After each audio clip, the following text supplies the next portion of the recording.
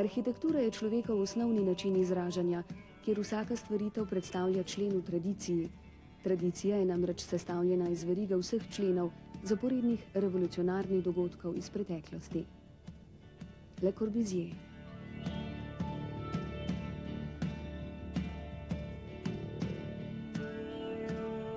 Borba za pravo podobo preteklosti je le borba za pravo podobo svojega časa in samega sebe.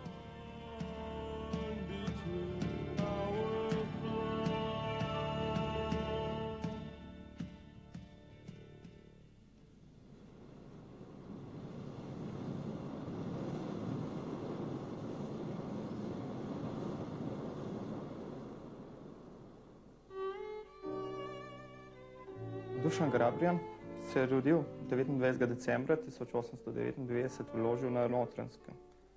Že kot 7-letnemu dečku mu je umrl oče, osnovno šolo je hodil v Krškem.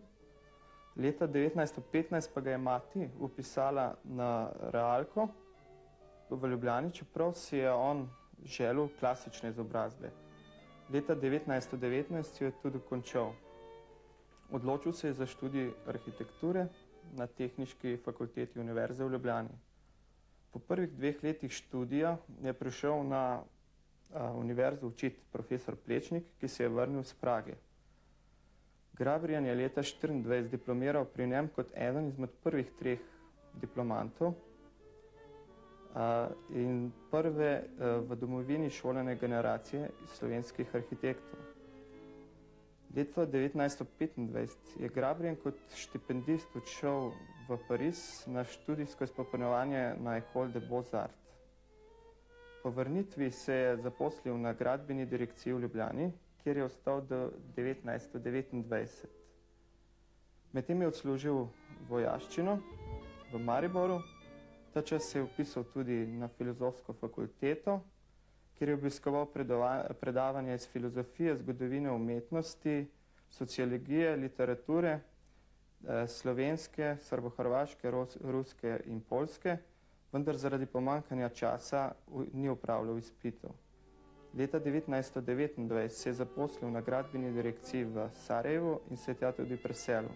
Objavil je vse več člankov v različnih časopisih in revijah, ter se poleg pedagoškega posvečal tudi raziskovalnemu delu kot samostojni arhitekt, projektant, pa je ustvarjal vse manj in se s koncem 30 let dokončno odpovedal delu arhitekta projektanta. Po osvoboditvi je postal na predlog njegovih bivših dijakov, aktivnih v narodno-osvobodilni borbi, vršilec dolžnosti direktorja Srednje tehnične šole v Sarajevu, kjer je vsa ta leta učil. Vendar se je že leta 1945 na poziv Narodne vlade Slovenije vrnil v Ljubljano. Tu se je leta 1946 zaposlil kot referent za strokovno šolstvo na Ministrstvu za rudarstvo in industrijo. S posredovanjem prijatelja, arhitekta Milana Severja, je postal honorarni predavatelj na razširjenem oddelku za arhitekturo Tehniške fakultete v Ljubljani. Leta 1947 je postal docent, leta 1951 pa izredni profesor. Med tem časom je intenzivno pisal, pripravljal in rejal tekste za svoje načrtovane knjige. Med počitnicami leta 1946 je v okviru solidarnostne pomoči pri obnovi obiskal Makedonijo, enako tudi leta 1947 in 1949. Tja je učil skupino študentov. Preučeval predvsem tradicionalno makedonsko arhitekturo. V polnem delovnem in ustvarjalnem zagonu je leta 1952 pri sicer manj zahtevnem kirurškem posegu umrl na operacijski mizi.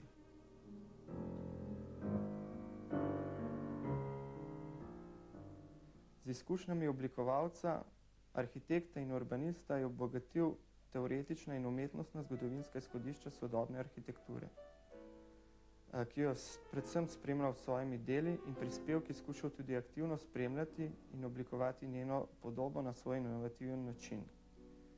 Njegova teoretska izhodišča so še danes temelj študija na oddelku za arhitekturo na Fakulteti za arhitekturo, gradbeništvo in geodezijo kot naslednici Plečnikove in Vurnikove ljubljanske arhitekturne šole.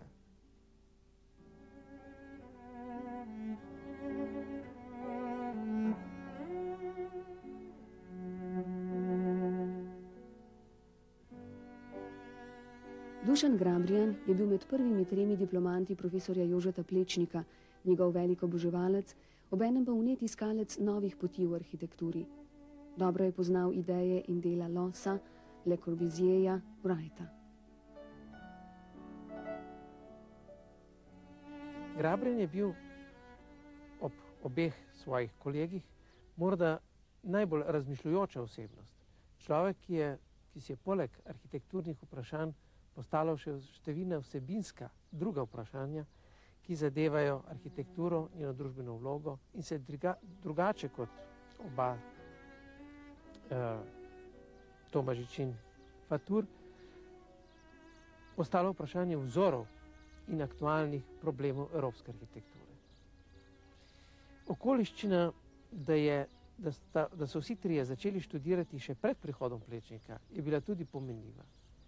Namreč vsi trije so si že poprej, še pred Plečnikom, zastavili nekatera vprašanja in jih reševali po svoje, mimo učiteljevega vpliva. Tako je prišel Plečnik mednje in je seveda zasejal v že nekoliko izoblikovana stališča, izoblikovana mnenja o arhitekturi in njenih nalogah, dvom. In ta dvom se pozneje pri Grabrijanu še posebej okrepil, pozneje, ko je postal privrženec sodobne oziroma moderne arhitekturne različice, lahko celo rečemo Le Corbusijanskega kova.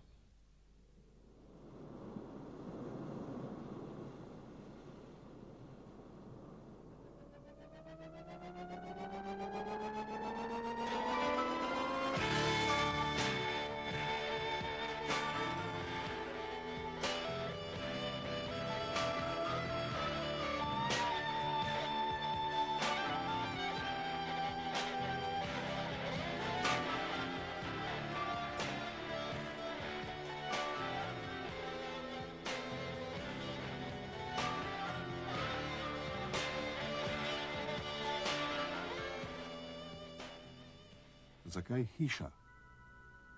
Človek preživi v njej vsaj polovico svojega življenja in ima zato poseben odnos do nje.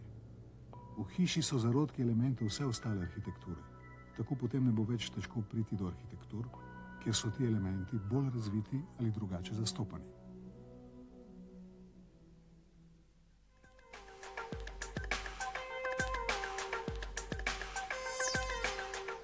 Gotovo bo nekoč tehnika premagala razlike, ki danes še obstajajo med celinami. In gotovo bo takrat arhitektura enotnejša. Pot do tega je še dolga. Nova tehnika bo obsegala izkušnje mnogih posamičnih kultov, mi pa moramo prispevati svoj delež. Funkcionalni odnosi. Ne moremo biti nasilni do materiala, konstrukcije, človeka in narave. Ne moremo zaradi prostora stisniti shrambe v omaro. Ne moremo zaradi simetrije trgati prostorov, ki so med seboj v funkcionalni odvisnosti, samo zato, da jih lahko razporedimo okrog osi. To so formalizmi, značilni za arhitekturo iz dobe propadanja. V zdravi dobi je bila arhitektura vedno funkcionalna, to še prav posebno velja za primere iz naše dediščine. V središču arhitektura je hiša za vsakogar. Dobršen del sreče človeka je danes v tej hiši. Najti stanovanjsko celico človeku je danes ideal mnogih arhitektov in šol. V teh prizadevanjih tiči globoko humano sporočilo naše dobe. Če pogledamo v preteklost, vidimo, da se tem prizadevanjem zaradi posebnih pogojev najbolj približujeta orientalska in bizantinska arhitektura. Zato se ne smemo čuditi, če povsod opažamo vplive teh dveh arhitektur na sodobno. Francozom in Američanom se zdita eksotični, iz njih črpajo nove pobude.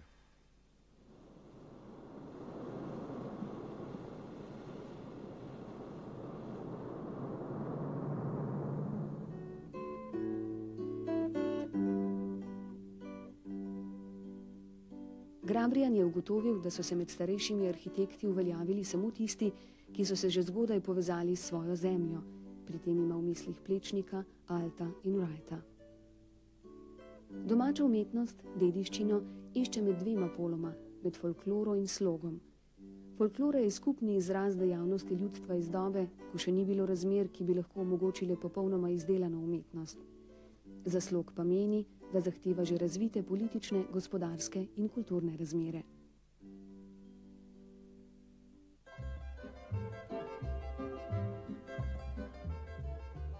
Izjemen primer v razvoju predstavlja alpska hiša. Ima vežo ali lopo. Iz delitve veže je nastala tudi kuhinja. Glavni prostor v hiši pa je izba ali iža z ene strani veže. Za njo poleg kuhinje je shramba. Z druge strani pa sta še čumnata in kamrica ali spalnici. To pot je torej hiša dvotraktna in je videti, kakor da ni šla več iz dimnice. Če so pri dimnici hoteli koga poslati v hišo, so rekli, pojdi v kočo. Tu pa pravijo, pojdi v hišo. In hiša ali iža imenujejo izbo ali dnevni prostor.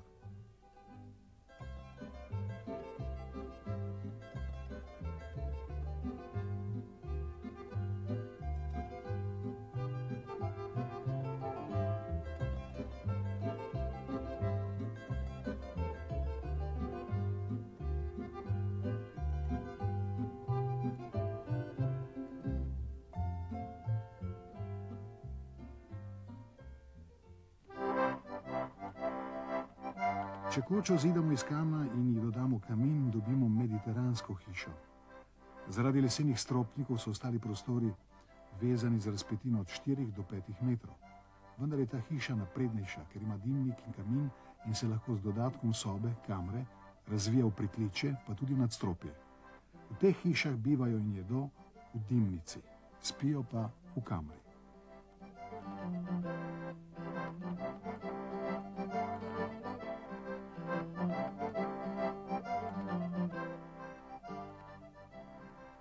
Izrazito funkcionalno grajena in urejena hiša je razdeljena po nadstropjih v 2 samostojni enoti.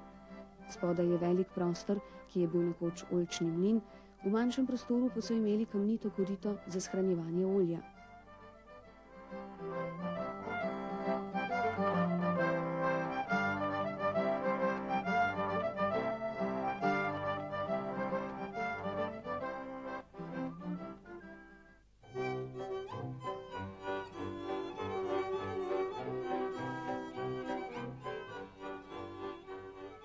Če zidamo dinarsko kočo iz čerpiča in ji dodamo peč, dobimo panonsko hišo.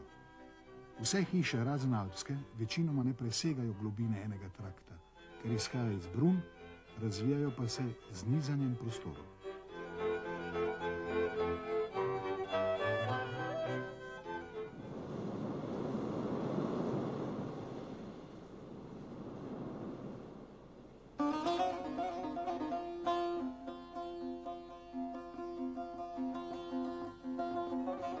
Problematika, ki je najbolj zanimala Dušana Grabrijana, je stanovanjska hiša. Vedel je, da je stanovanjska hiša najbolj razvita v Orientu in da se ta čudovito stika z zahodno sodobno arhitekturo.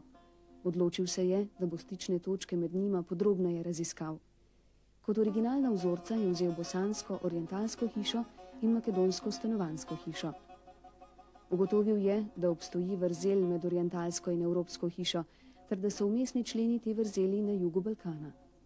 S prikazom vmesnih členov, ki povezujejo orientalsko in evropsko hišo, je hotel evropskim arhitektom nakazati, da ne razlagajo več orientalske hiše kot konglomerat prostorov brez določenega namena.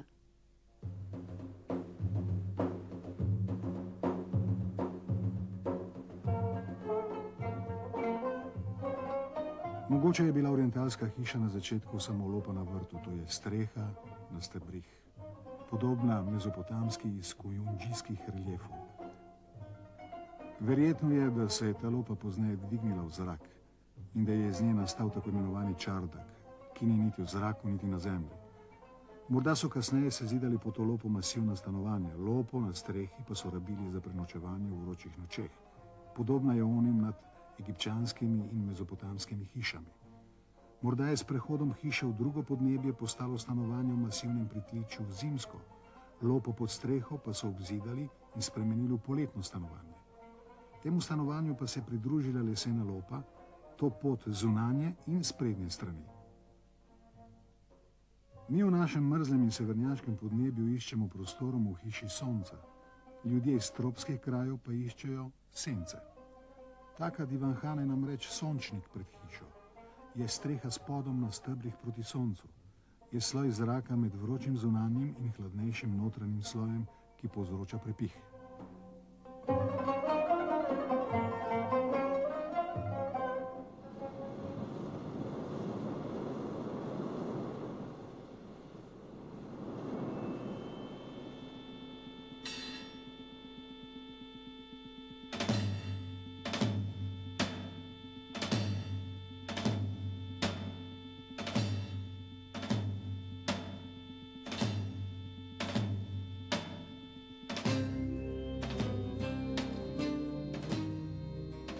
Vmesni členi dveh različnih civilizacij, evropske in orientalske, so se lahko razvili samo v Makedoniji, kjer so bili za to posebni pogoji.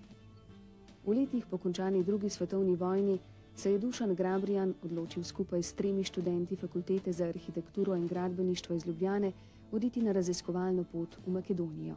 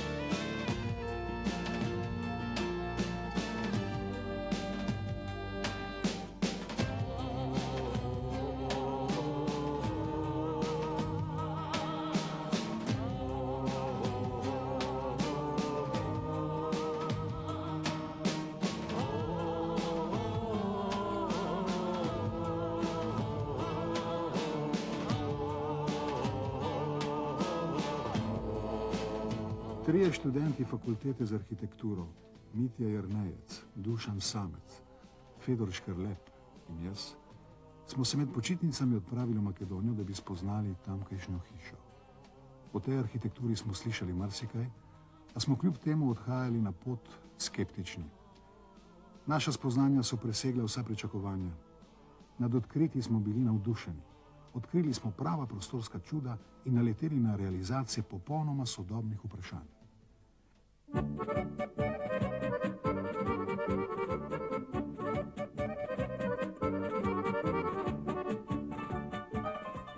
Najprej so krenili iz Skopja preko Velesa, Kruševa in Bitole proti zahodu v Ohrid, Strugo, preko Svetega Jovana Bigorskega, Galičnika v Tetovo in nazaj proti Skopju.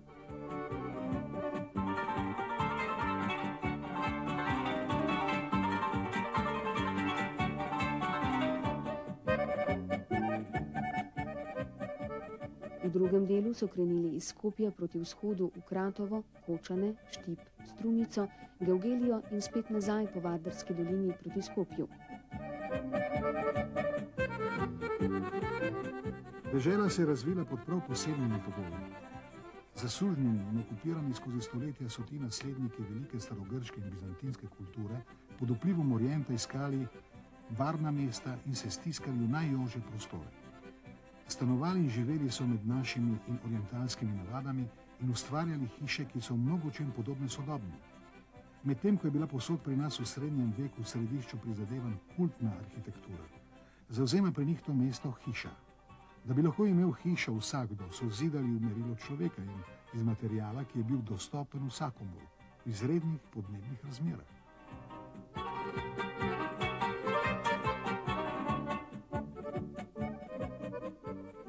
Najprej smo se zanimali za tvorce te arhitekture in med potjo spraševali ljudi po njih. V Ohridu so vedeli izključno le za Galičance iz Rekajlije, to je Makedonce iz velikega področja reke okoli Debra, medtem ko smo v vzhodni Makedoniji slišali samo o džundžerih, tesarjih iz krive Palanke.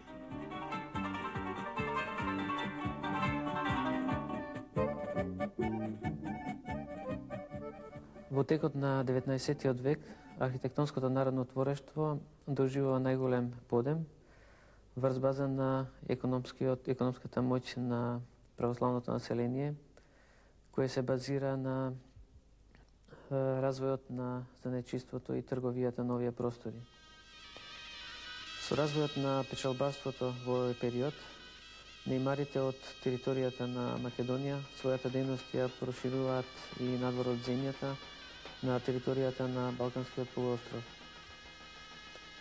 Градителството покрај копаничарството и зоографскиот занет представува значаен придонес во креирањето на вредностите на уметничкиот занет на тлото на Македонија. Територијата на Македонија представува подрачје кое овозможило развој и постоење на голем број на градителски школи кои делувале на нејзината територија. Ќе ги споменам само областите каде делувале поинтензивно мајсторските групи, како Велешките тајфи, Битолско-Прилепската област, Охридско-Струшката, Кривопаланечката област, Малешевијата и една од најпознатите градителско-резбарски школи, Дебарско-реканската школа. Дебарските мајстори работели уште од 18. век, организирани во тајфи, кои биле формирани од повеќе мајстори, помошници, формирани во општи или специализирани тајфи. Најрепрезентативните објекти на територијата на Македонија биле градени од страна на мајсторите од Река и Дебарска.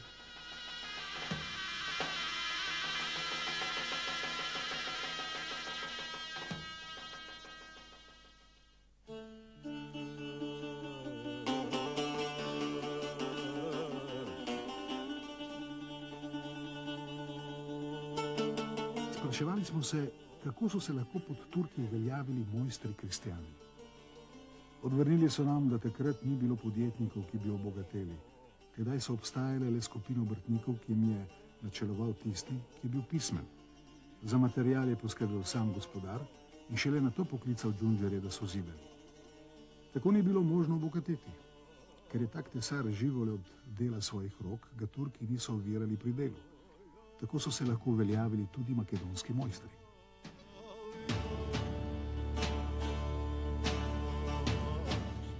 A vse se mi zdi, da si tega ni mogel izmisliti anonimen džundžer. Stari rezbar nam je povedal, mi smo neposredni potomci stare grške, rimske in bizantinske umetnosti. Turki so prišli za nami, ko smo mi že imeli svoje freske.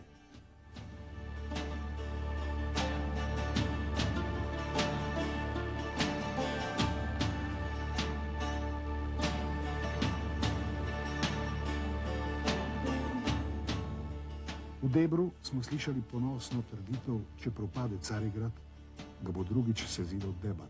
Če pa propade Debar, ga niti Carigrad ne obnovi.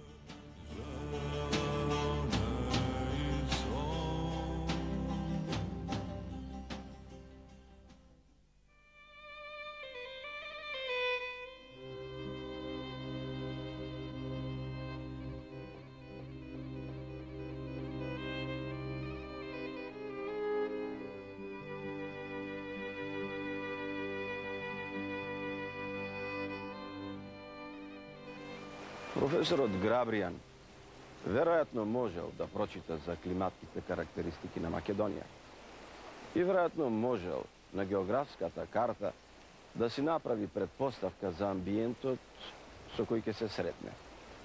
Но верувам оно што го доживеал во Македонија на првите чекори за него било восхитувачко. Една клима која што може да варира со приближно 100 степени Целзиусови, еден терен кој што представува стакато музика и секогаш е изненадувачки и населби во најнеобични места. Мостови над сосема беззначајни реки со монументални карактеристики и палати кои секогаш имаат поглед кон некои навистина непредвидеви далечини и визури. Перспективи достојни за една високо квалитетна архитектура и култура. Тоа навистина било новина за професорот Грабријан.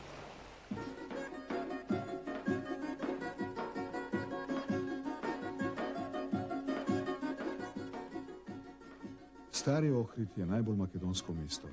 Tu je cerkev svetega Klimenta na hribu. Okrog nje je naselbina, po hribu med naseljem se vije stara Via Ignacija, ki je vezala Jadransko morje z Egejskim, ob njej pa so razvrščene cerkvice. Ali so te četrti okrog cerkvic cerkvene občine?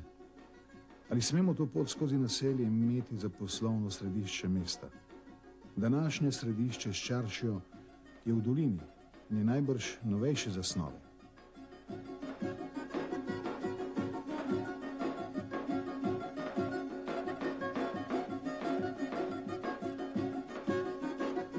Makedonska mesta so iskala razglede s pomolu iz hiš na pobočjih v dolino in od tod izhaja njihov plastični videz. Makedonska mesta je mogoče najti prav na vseh območjih. Galičnik in Kruševo, naselje stanovanjskih hišic po pobočju, med hišami se otira pot cesta, ki je pravzaprav hrbtenica mesta.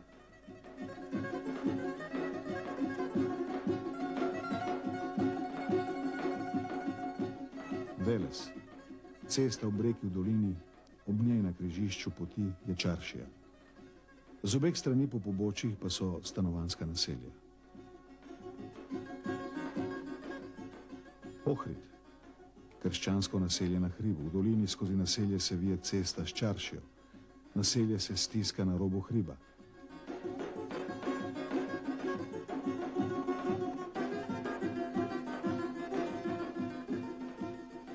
Bitola in Prilep, naselji v dolini z obeh strani ceste, ki vodita posredi skozi mesto. Tetovo in Strubnica imata naselje v dolini, skozi katero se vije cesta s Čaršijo, ostali se stiskajo v naselje ob obronku hriba. Kratovo se zaradi tesnega prostora med hribi moral razvijati v višino. Tak je tudi Štip, stisnjen med reko in hribi.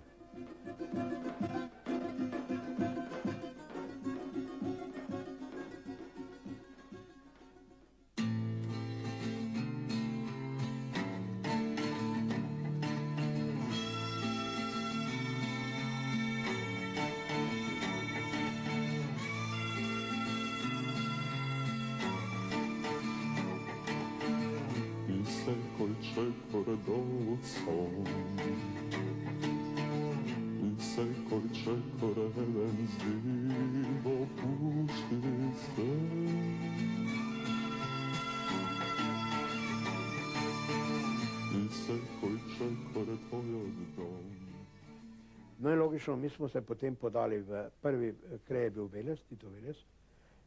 Mi smo bili v Velesu, ne vem, gotovo čas, mislim, da je 10 ali 14 dni. Veles je bil za nas eno, tako kot vsako mesto, eno veliko odkritje. Zaradi tega, ker smo začeli doživljati neko arhitekturo, ki je popolnoma drugačna od naše, popolnoma tudi drugačna od bosanske. Jaz sem bosansko tudi poznal, ker sem eno leto bil v Sarajevu.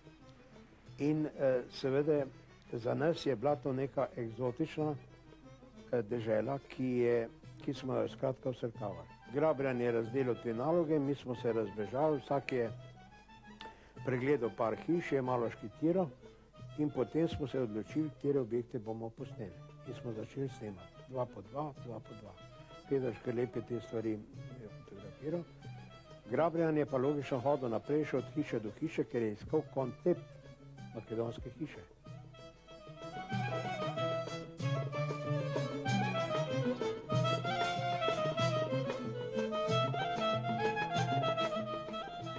Kakšna je makedonska hiša?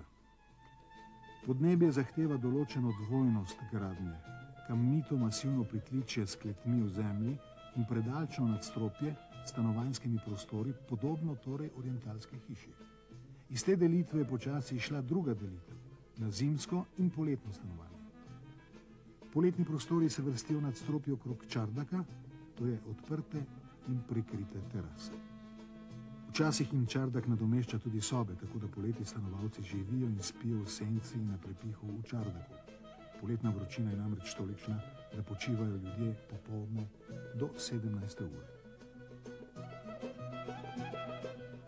V planinskih krajih je tak čardak zaprt med okna.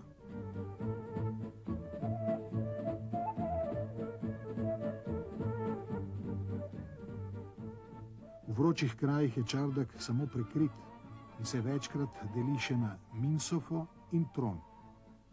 Potem takem živijo in spijo stanovalci po zimi v zimski sobi, poleti v poletnih prostorih, v vročini in dežju v čardaku oziroma na minsofi. Če ni po noči dežja, pa spijo na odprtem tronju, to je na odprti terasi v podaljšku čardaka.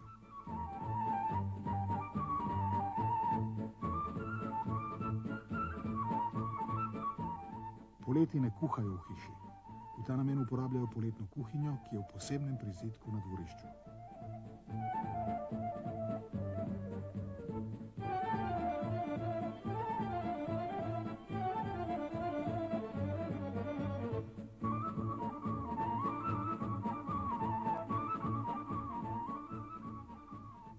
Za hišo poljedelca so značilni potoni. Potoni obsegajo hlev, klet in drvarnico. Kompleks se razdeli z raznim delom in standardom stanovalca v hiši in ima v raznih krajih različna imena: poton, podrum, klet ali kevar.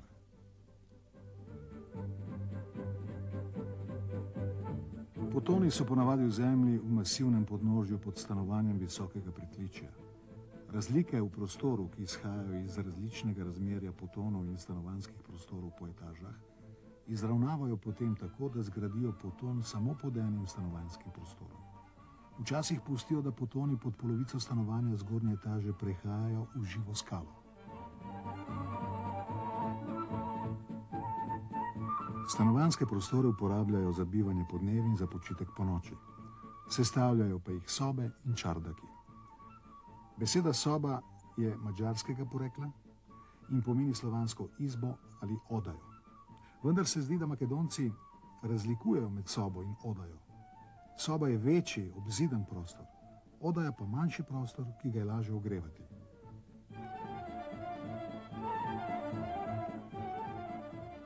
Makedonci uporabljajo odaje podnevi za bivanje, ponoči pa jih preurejajo v spalnice.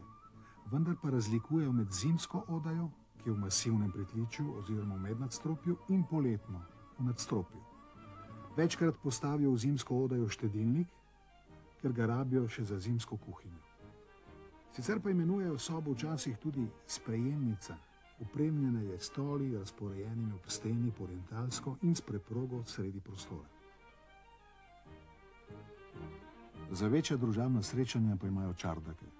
Ker so jim Turki prepovedali obiskovati javne lokale, a se družabnosti niso mogli odreči, so si omislili v hiši prostor, kjer so lahko gojili družabnost. Sicer pa so uporabljali te čardake tudi za počitek v vročini, večkrat so nadomeščali poletne odaje. Zato so ti čardaki odprti ali pa imajo okna in minsofo, to je dvignjen in prekrit prostor, ki navadno na vogalu prehaja okvir čardaka in visi nad ulico. Na makedonski da se žive je mnogo blisko do glagolot da se uživa, da se bide v životu. Evropskite arhitekti Corbusier, Grabrian, posjetovajte Makedonija, vjerojatno sobrale od glagolot da se uživa i go prenele preko arhitekturata v Evropa. Едниот од нив, Corbusier, не признал што позајмил од Македонија, низ неговиот пат, низ македонската архитектура. Грабријан го критикува тоа и признава дека одовде можело да се позајми така наречената куќа за секого. Јас би се осмелил да додадам.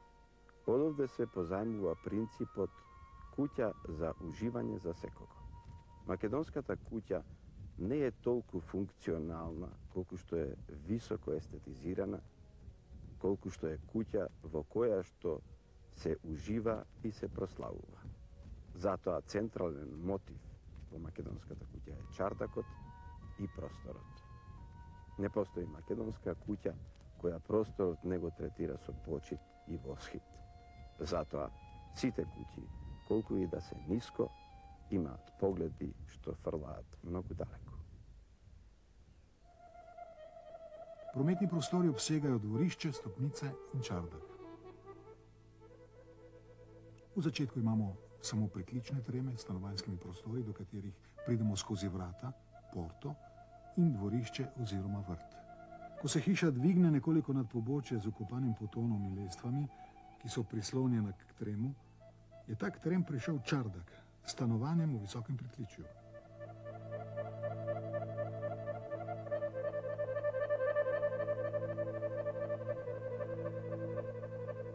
Tedaj vodijo iz trema v Čardak stopnice, ki so redko kdaj dvokrake, lomljene so pod pravim kotom.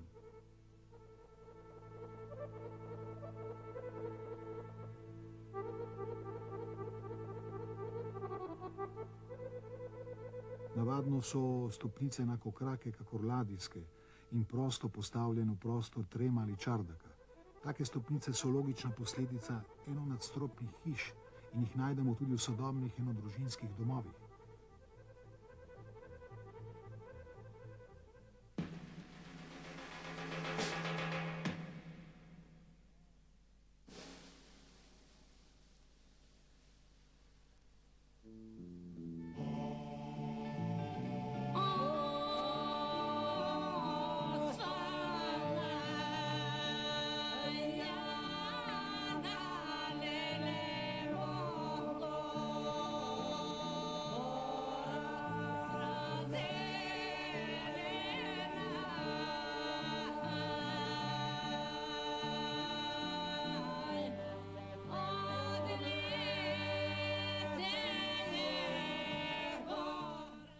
Pri veliški nizki hiši ostane trem v pritličju. Čardak s stanovanjem pa se dvigne nad njim.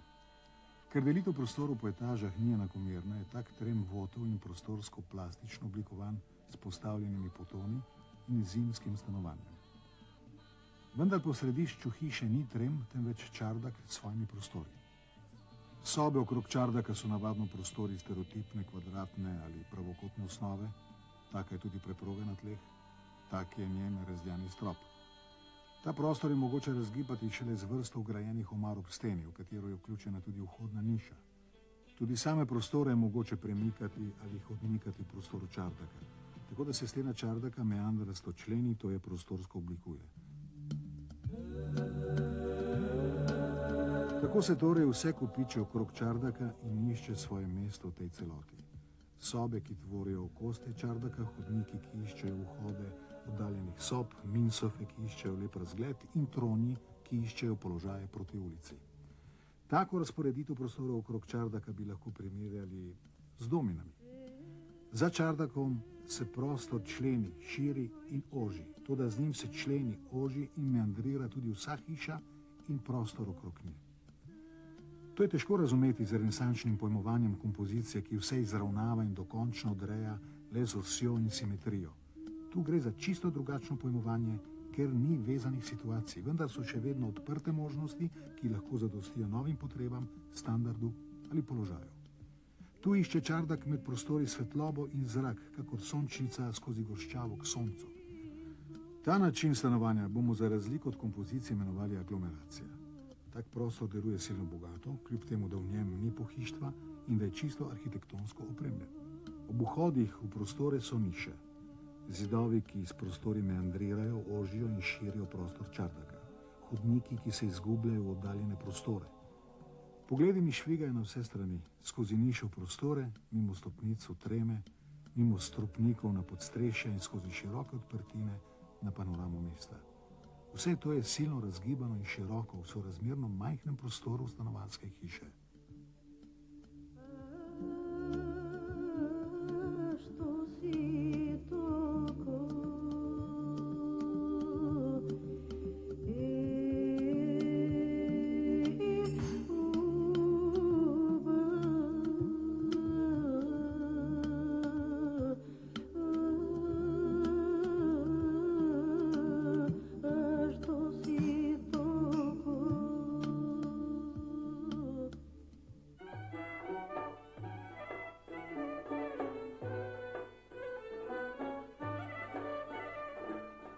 Ohridska visoka hiša se je razvila pod čisto posebnimi pogoji. Turki so kristjanom v Ohridu določili zelo ozko področje na hribu in ob jezeru. Poleg tega so kristjani zaradi varnosti radi bivali na tem prostoru. Tako je torej nastala potreba po gradnji hiš na hribu, ki je privedla do vzidanih globokih in visokih hiš.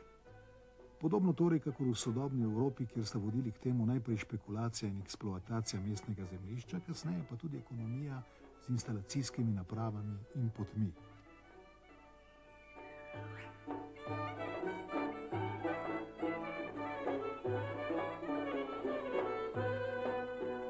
Tako se je razvila za razliko od veleške nizke ali paviljonske zgradbe, ki se členi v zunanji prostor, ohridska vzidana zgradba, ki se razvija navznoter. Značilno za njo je, da rada izbira samo eno dimenzijo prostora med dvema poprečnima zidovoma, ki prekrita tvorita tako imenovani hangar.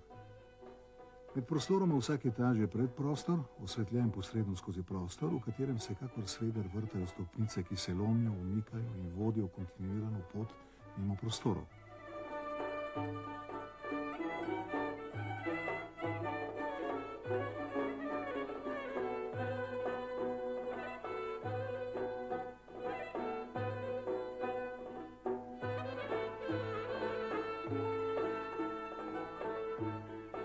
V tem primeru torej pot po stopnicah ni ravna, temveč rotacijska. Če hočemo na cilj, moramo krožiti v prostoru. Tako se nam razvije zopet prostorska pot, ki pa je za razliko od veleške zunanje tokrat notranja in čisto drugačna od poti v dvoramnih stopniščih naših večnastropnih hiš. Med orientalsko posredno in rimsko ali renesančno neposredno potjo leži prostorska pot, ki ne vodi v tolikšni meri naokoli kakor orientalska in ni tako zelo neposredna kakor renesančna.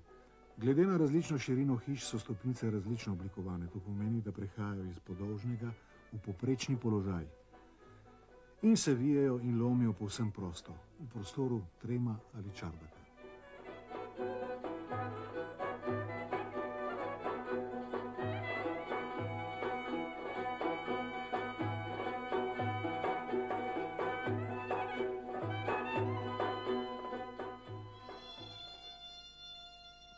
V glavnem gre za opremo treh prostorov, čardaka, sobe in kuhinje. Čardak in minsofa sta navadno prazna, če zavzamemo preproge in blazine pri vhodu. Pogosto je v takem prostoru postelja.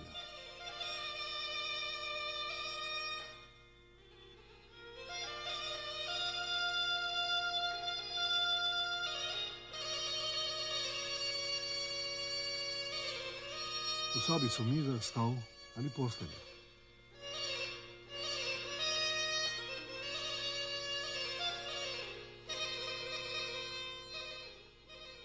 Navadno uporabljajo namesto mize sinjo, to je okroglo ploščo, ki jo prinesejo pred jedjo v sobo in položijo na visok podstavek. Okrog te mizice potem čepe jedo. Redko je v prostoru postelja. Zakonska postelja je v kotu na Le Corbusierjev način. To sta dve kozi s povprek položenimi deskami, prekritimi s posteljnino, ali pa je le dvignjen pod.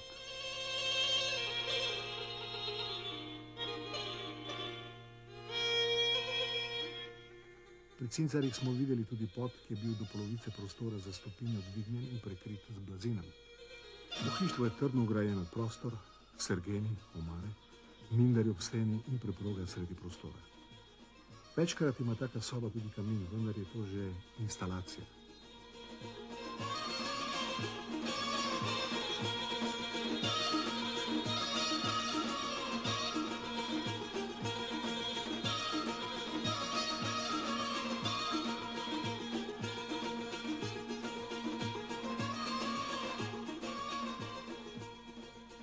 Kuhinja obsega trdno v prostor vgrajene instalacije ali tako imenovan kuhinjski niz s kaminom, vodnikom in policami, urejeno na čisto ameriški način.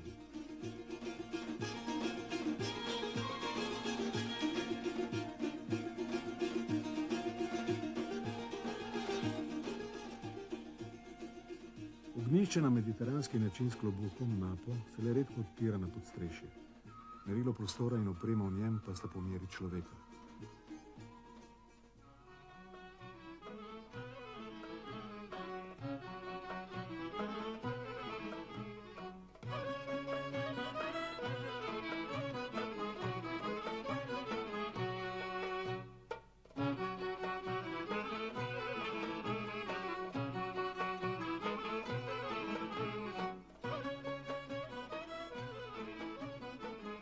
Nadvse je poučna pot po stopnicah v hišo. Pred nami se razmikata pod in strop. mi pa se lovimo v odprtini med etažami. Pomagamo si z roko na vse strani, opiramo se na ograjo, strop in tla in tako vstopamo v najtesnejšo zvezo s konstrukcijo. Z vitkimi sohami, ki odpirajo strope z lahkimi rebrastimi stropi in streho, ki se nad nami odpira v lahko predalčje.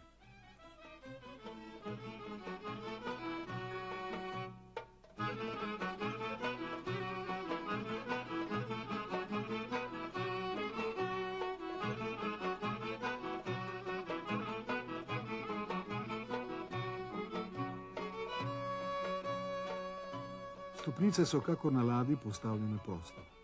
Ne imenujejo jih zaman skali.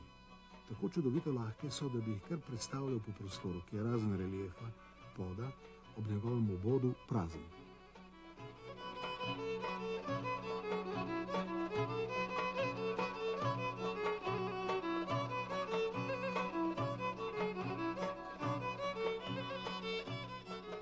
Lepota makedonske hiše je v tem, da je znala v okviru hiše za vsakogar in pri stvareh v merilu človeka razviti prostor v hiši.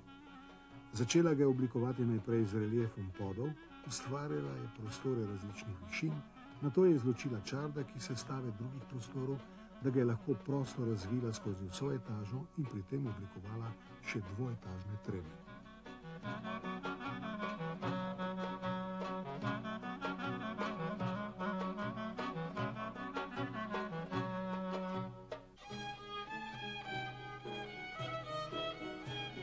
Postaviti človeka neposredno v velik prostor pomeni odtujiti ga njegovemu lastnemu merilu. Ta prostor v hiši je mogoče humanizirati samo s prehodnimi elementi. Ponekod vstopamo skozi porto v dvoetažni trem, kjer s pogledom preletimo opremo in potone v pritličju, stopnice, spodnji čardak in ves dvoetažni prostor, ki je s temi elementi prirejen po meri človeka. S takšnimi prostori se je makedonska hiša dvignila nad ozko regionalne tvorbe in se uvrstila med arhitekturne fenomene prve vrste.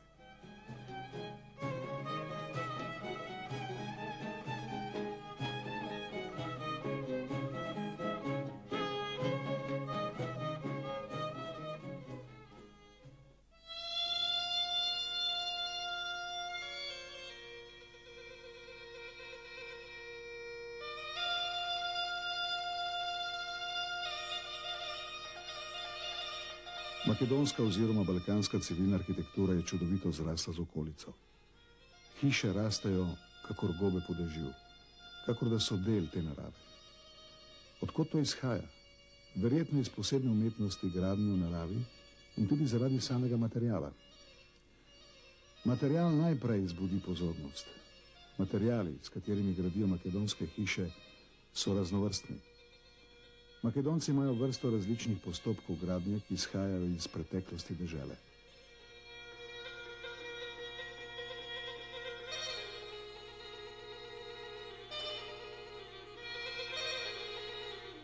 Prva posebnost: hiša postavljena na živo skalo. Spominja nas na grška svetišča, ki kakor da rastejo iz tal. Tako vidimo včasih spredaj vso hišo in fasado, znotraj in zadaj pa prehaja v skalo, v katero so vsekane stopnice, ki vodijo v nadstropje. Podnožje je zloženo iz neobdelanega kamna, največkrat iz krilavca. Zloženo iz plošč, kakršne lomijo v kamnolomu. Kamni so povezani z glinenim blatom in horizontalnimi lesenimi vezmi. To podnožje ne spominja na arhaično mikensko zgradbo, kar je v tem podnebju povsem možno. Zato stavbo je značilna dvojnost, kamnito podstrešje v pritličju in leseno predalčje v nadstropju. Predalčje v nadstropju pa ni v vseh krajih enako. V Kruševu je vstavljeno v nadstropje kamnite stavbe, v Velesu ali Debru je poveznjeno preko škarpe. V Ohridu tvori previsne etaže, ki se kakor gobe širijo nad ozkim in kamnitim podnožjem. Preko vsega postavijo piramidne strehe, prekrite s korci ali s krilastimi ploščicami. Prva značilnost je torej naraven material. Kamen, glina, les in zopet glina oziroma kamen. Proti sodobni zgradbi iz betona in sintetičnih gradiv je makedonska hiša kakor naravna proti umetni.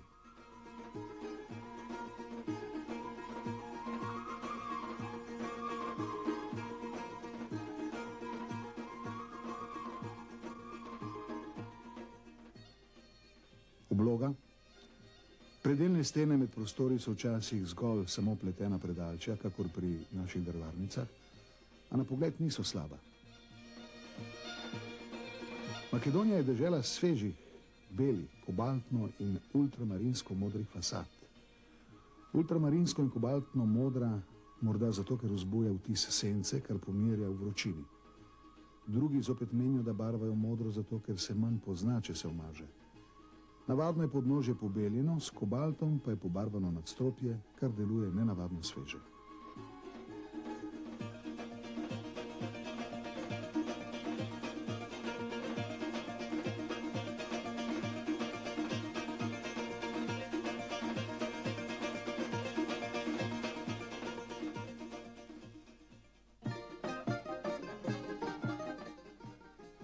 Tloris elementarne makedonske hiše je pravokotnik s kolenastim uzidanim delom in lesenim tremom, vloženim v pregib. Včasih, zlasti pri ozkih hišah, zavzame tak trem tudi vse pročelje hiše. Drugič pa kar celo podolžno fasado, iz katere se navadno odpira na dvorišče. Trem pred hišo je zračni in senčni prostor, to je izrazito prostorsko plastičen element. Prvi dejavnik prostora je torej potreba po senci in prepihu. Narekuje pa jo vroče podnebje.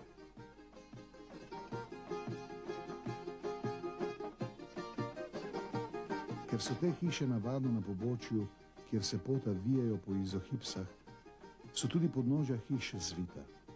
Prostor v nadstropju zahteva pravi kot, se počasi izravna in visi nad ulico. To je pomol.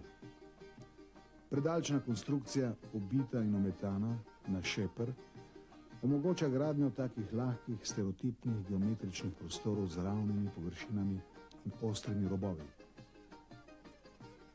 Predalčna konstrukcija skupaj s stropniki pa omogoča gradnjo pomolov, ki visijo nad ulico. Taka nadstropja visijo potem kakor škatlice v zraku. Tujci so jih v prvem srečanju imenovali viseča mesta, čarobne zgradbe, lahke, vedre in nepatetične. Ali jih smemo imenovati monumentalne, kakor so monumentalne, resne in večne kamnite gradnje renesančnih palač?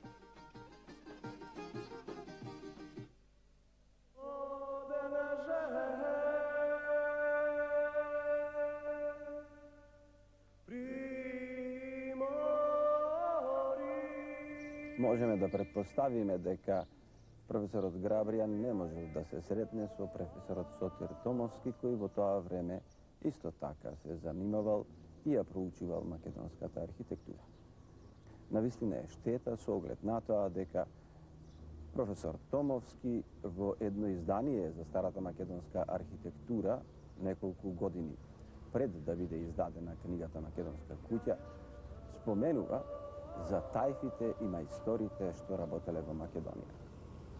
Може да се насети, иако тој тоа не го тврди во својата книга, дека не станува збор само за еснавски здруженија, туку станува збор за цели училишта за архитектура. Од тука голем знак прашање постоењето на факултетско образование по ослободувањето во Македонија. Тука треба да се земе предвид и дека е дел од мозаикот, дека во Македонија уште пред 1000 години постои универзитет и универзитетска култура. Ова село во кое што ја снимаме оваа монументална црква може да го потврди тоа. Станува збор за навистина опитни и едуцирани мајстори, односно градители, архитекти. Еден од нив откриен во Македонија во последните 20 години е мајсторот Андреја Дамјанов, кој според своите дела и според својата слава го заслужува местото меѓу врвните градители од 19. век во Европа.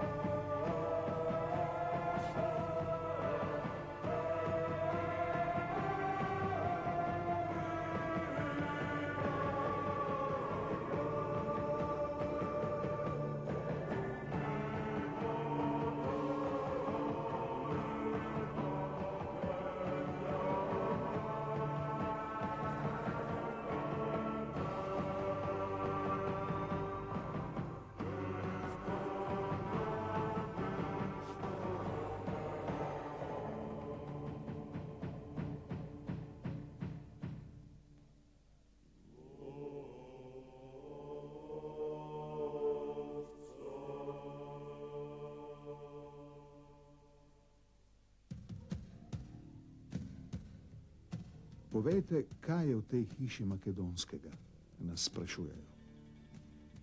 Makedonska je predvsem zaprta hiša. Zaprta sta Trem in Čardak in je hiša za vsakogar. Orientalska hiša in divanhana sta namreč vedno odprti.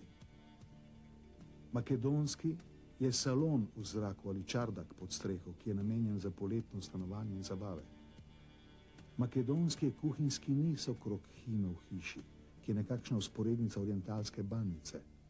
Makedonska je delovna drža človeka v hiši v višini mize, za razliko od uživajoče, čepeče ali ležeče drže v orientalski hiši. Makedonski je sploh ta evropski način stanovanja v hiši, ki ga ti ljudje niso nikoli opustili in so ga skušali vedno prilagoditi orientalskim razmeram. Tako da moramo, če hočemo iz orientalske v sodobno hišo, vsekakor skozi makedonsko hišo.